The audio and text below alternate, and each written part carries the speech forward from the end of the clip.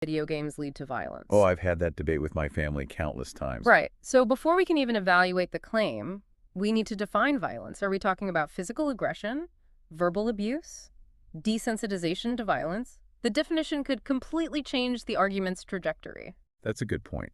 And then there are those descriptive assumptions, those beliefs about how the world works.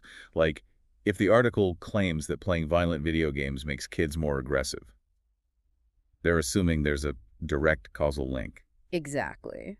But maybe those kids were already predisposed to aggression. Or maybe there are other factors at play, like family environment or peer influence. We have to be careful not to jump to conclusions based on correlation alone. Okay, so we've gotten pretty good at spotting those assumptions. Yeah. But even if we understand the author's perspective, how do we judge the quality of the evidence they're using? I mean, anyone can throw around statistics and studies. Right. But how do we know what to trust? That's where we move from analyzing the argument structure Yeah. to evaluating its substance. And the book gives us some key criteria for judging evidence, especially when it comes to those slippery statistics. Because we all know those numbers can be twisted to fit an agenda. Absolutely. Yeah. We have to ask ourselves, are the samples representative? Are the measurements valid? Are there any flaws in the statistical reasoning? So let's break those down. First up, representative samples. What do we need to look for here? We need to consider the size, breadth, and randomness of the sample. Is it large enough to draw meaningful conclusions? Does it include a diverse range of perspectives? Was it selected in a way that avoids bias?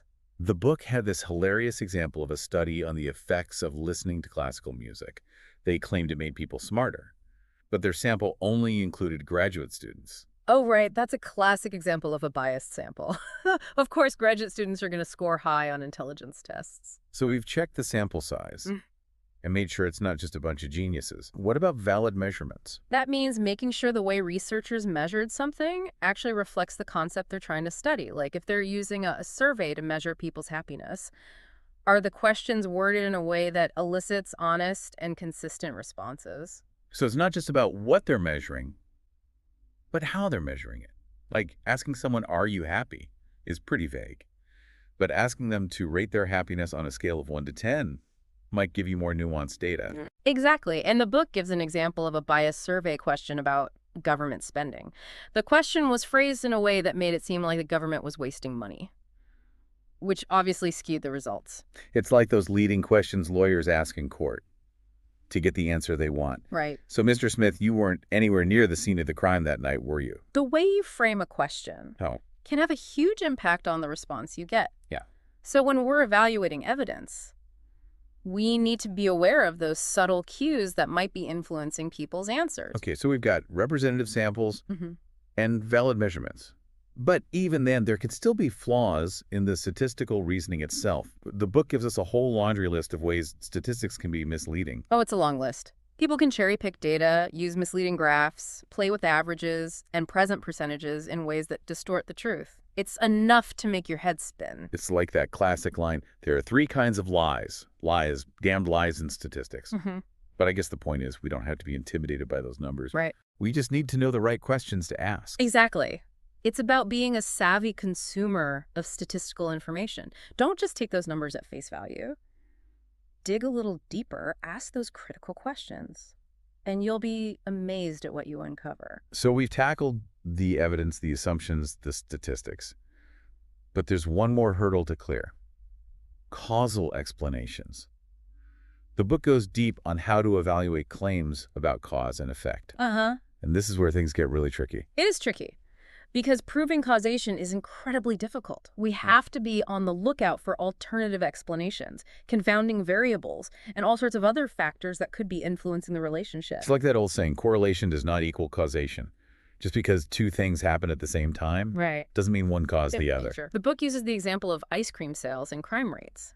Both tend to go up in the summer, but that doesn't mean eating ice cream makes people commit crimes. There's probably a third factor at play, like hot weather, that's influencing both. So how do we untangle those complex relationships and figure out if there's a real causal link? The book emphasizes the importance of controlled experiments for establishing causation. We need to compare groups that are as similar as possible, except for the variable we're interested in. And ideally, we should randomly assign subjects to those groups to avoid bias. So like if we wanted to test whether a new drug is effective, we need to compare a group of people who take the drug to a group who don't. And we'd want to make sure the two groups are similar Hmm. in terms of age, health, lifestyle, and all those other factors that could influence the outcome. Exactly. And even then, there can be hidden factors that mess things up. The book mentions the importance of placebos and controlling for expectations. Yeah, yes, the placebo effect. Hmm. If people believe they're receiving a treatment, even if it's just a sugar pill, they might experience real improvements just because of their expectations. Which is why it's crucial to have a control group that receives a placebo to compare against the group receiving the actual treatment. That way we can isolate the effect of the treatment itself. So we've covered a lot of ground here. We've learned how to spot assumptions, evaluate evidence, and analyze causal claims.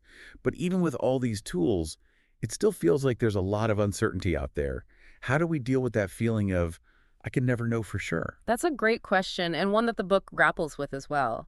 The truth is, we can never have all the information. There's always going to be something missing, some perspective we haven't considered. And that can feel overwhelming, Yeah. especially in today's world where we're bombarded with conflicting information from every direction. It is overwhelming, but that's also what makes critical thinking so important.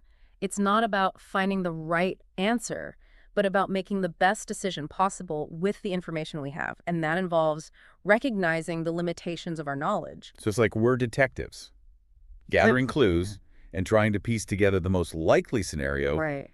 but we'll never have the full picture. Right. And that's where critical thinking helps us avoid those extreme positions of either blindly accepting everything we hear or becoming so cynical that we reject everything outright. The book gives this example of a statement that seems pretty straightforward at first. Okay.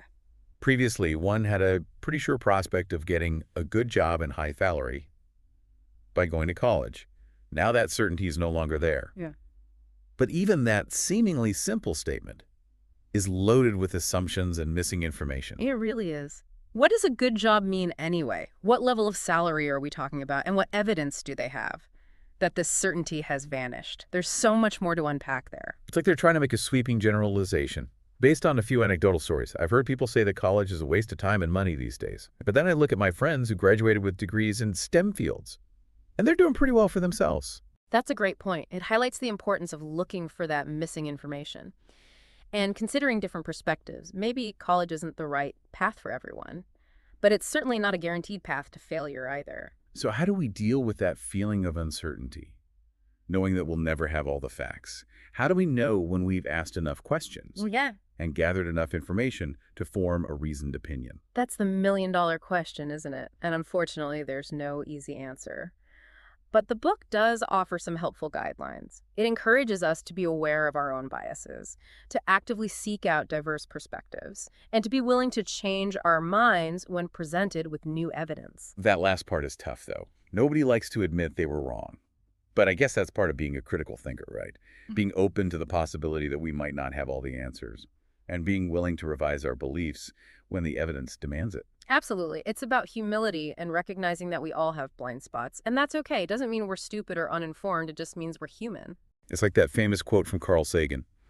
It is far better to grasp the universe as it really is than to persist in delusion, however satisfying and reassuring, even if it means letting go of some cherished beliefs. Exactly. And that's what makes critical thinking so liberating. It frees us from the shackles of dogma. Allows us to embrace the messy, complex, ever-changing nature of reality. So we've covered a lot of ground today. We've explored the different approaches to reading. We've dug into those hidden assumptions. We've learned how to evaluate evidence and analyze causal claims. And we've even touched on the challenges of incomplete reasoning and the importance of being comfortable with uncertainty. It's been a whirlwind tour of critical thinking, but hopefully you're walking away with some valuable tools that you can apply to your everyday life. I know I am.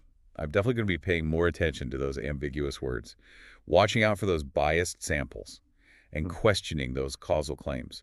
It's like I've been given a new lens through which to view the world. And remember, critical thinking is an ongoing process. It's not a destination you reach. It's a journey you continue throughout your life. The more you practice these skills, the sharper they become. So keep asking those tough questions, keep challenging assumptions, and keep digging for that missing information. Because as the book says, asking the right questions is the key to understanding. And in a world overflowing with information, that understanding is more valuable than ever. That's all the time we have for today's deep dive. Thanks for joining us on this journey of critical thinking. We'll catch you next time for another deep dive into a topic that's making you think